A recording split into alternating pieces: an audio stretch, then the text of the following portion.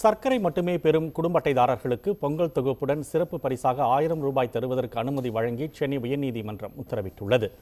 சர்க்கரை மட்டும் பெறும் குடும்ப அட்டைதாரர்களுக்கு 1000 ரூபாய் பொங்கல் பரிசு வழங்க அனுமதி கோரி தமிழ்நாடு அரசின் கூட்டுறவு, உணவு மற்றும் நுகர்வோர் பாதுகாப்புத்துறை முதன்மை செயலாளர் தயானந்த் கட்டாரியா சார்பில் உயர்நீதிமன்றத்தில் மனு தாக்கல் செய்யப்பட்டது.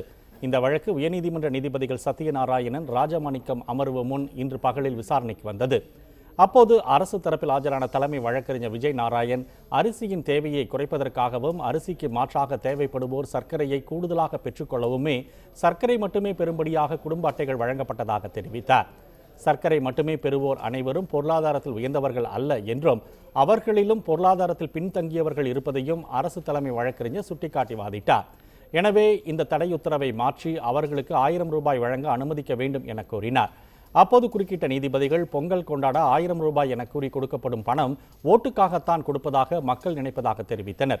மேலும் மக்களுக்கு வழங்கப்படும் இலவச அரிசி அதிக அளவில் அண்டை மாநிலங்களுக்கு கடத்தப்படுவதாக கூறிய நீதிபதிகள், இதை தடுப்பதற்கு ஏன் அரிசிக்கு குறைந்தபட்ச விலை நிர்ணயம் செய்யக்கூடாது என்றும் கேள்வி எழுப்பினர். மக்களுக்கு ஏகப்பட்ட இலவசங்கள் வழங்கப்படுவதாகவும் அதனை வரைமுறைப்படுத்த வேண்டும் என்று நீதிபதிகள் கூறினர். இன்னும் எத்தனை காலத்திற்கு தான் இலவசங்களை கொடுக்க முடியும் என்றும் நீதிபதிகள் வினவினர். இனிமேலாவது இலவசங்களை கொடுப்பதை படிப்படியாக குறைப்பது குறித்து முடிவெடுக்குமாறும் நீதிபதிகள் வலியுறுத்தினர். ஒருவேளை மக்களுக்கு 1000 ரூபாய் கொடுத்தேதான் தீர வேண்டும் என்று விரும்பினால் அதை அவர்களது வங்கிக் கணக்கில் எளிதாக செலுத்தாமல் 8 மணி நேரம் வரிசையில் காக்க வைப்பது ஏன் என்றும் நீதிபதிகள் கேள்வி எழுப்பினர்.